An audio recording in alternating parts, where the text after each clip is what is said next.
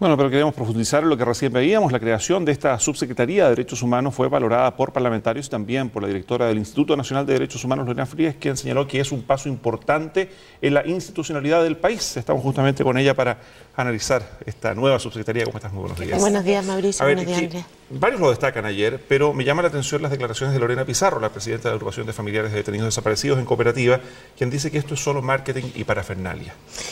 Bueno, yo no estoy de acuerdo con esas declaraciones porque la verdad es que la creación de esta subsecretaría es una necesidad que desde las organizaciones de la sociedad civil que trabajan en el ámbito de derechos humanos se hacía necesaria hace bastante tiempo. Ella agrega que, ¿por qué marketing y parafernalia? Porque dice ella que solo durante la dictadura se estima más de 3.000 víctimas y solo se están investigando la situación de 500 de ellas y que, en definitiva, más allá de la institucionalidad, lo que faltan son recursos.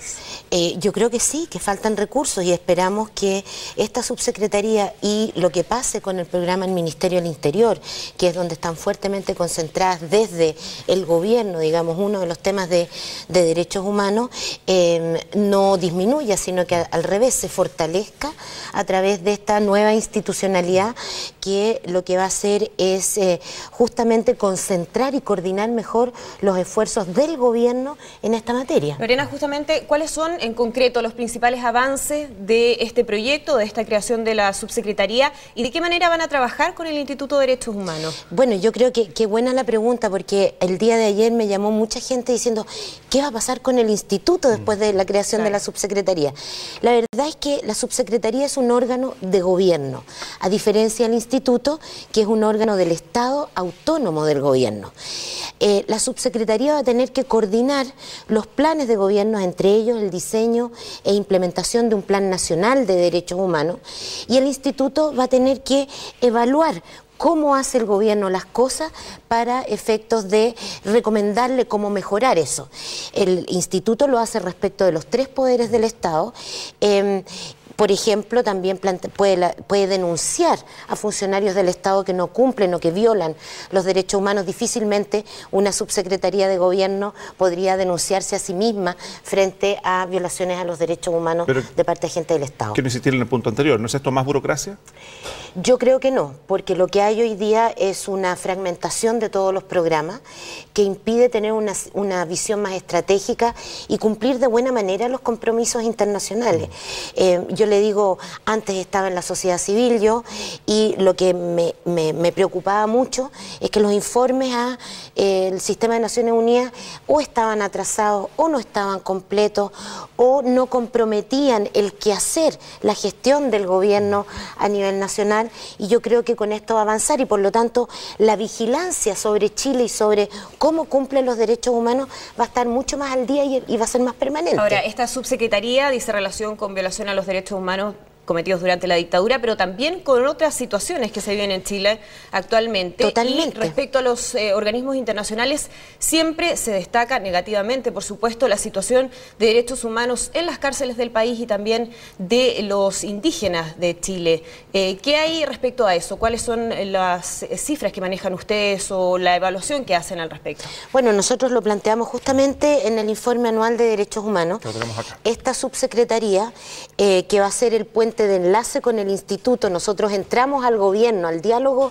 con el gobierno a través de esta subsecretaría, va a tener que entregar esa información a los organismos internacionales y nosotros vamos a tener que complementar diciendo, mire, la situación a nosotros nos parece más crítica que lo que dice el gobierno o avalamos lo que dice el gobierno porque se han hecho avances.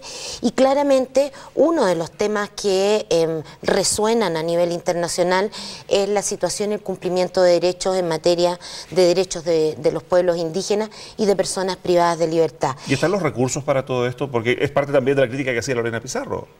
A veces existe la voluntad, existe la institucionalidad, pero faltan los recursos para estar presente, para estar investigando donde potencialmente se podrían estar vulnerando los derechos humanos. Siempre faltan recursos y yo creo que es bueno que las organizaciones de derechos humanos así lo planteen y vigilen y hagan seguimiento a la discusión presupuestaria en esta materia. Yo creo que, por ejemplo, en personas privadas de libertad, claramente ha habido una voluntad política y han habido avances. Yo estuve hace 2 días atrás visitando 2 cárceles, Penitenciaría y San Miguel, y vi, digamos, los avances que ahí se han dado. ¿Quiere decir que está resuelto el problema de las personas privadas de libertad? No, seguimos con altos niveles de hacinamiento y de concentración, seguimos todavía con condiciones carcelarias que son indignas para las prisiones, para las personas privadas de libertad, pero hay avance y mientras lo haya, quiere decir que hay voluntad política que se traduce en recursos.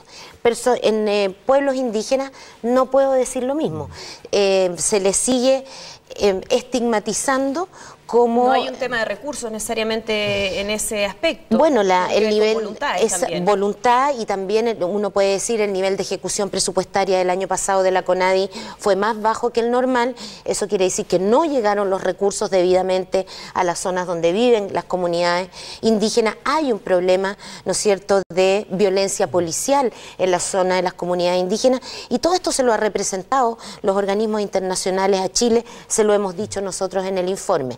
Ahora, todo ello no niega, por lo mismo, que es un muy buen paso que hoy día exista, que no es solo para este gobierno. Estamos hablando de la institucionalidad del Estado, ¿no es cierto?, en materia de derechos humanos, y tener a todos los programas coordinados desde un lugar en el gobierno, para el gobierno, me parece una excelente noticia. Finalmente, ¿qué es lo que ustedes desearían a partir de la creación de esta subsecretaría? ¿Cuál debiera ser la prioridad en el trabajo de ellos? Yo creo que primero hay que sistematizar toda la información, pero creo que uno de los temas importantes y en el cual nosotros estamos poniendo acento para la discusión parlamentaria tiene que ver con la coordinación de las políticas de reparación y que allí por lo menos haya un esfuerzo de sistematizar y de mantener una ventana abierta para efectos de nuevas, ¿no es cierto?, acreditaciones que pudieran surgir en el futuro. Muy bien, muchísimas gracias por habernos acompañado esta mañana. Buenos días. Buenos días.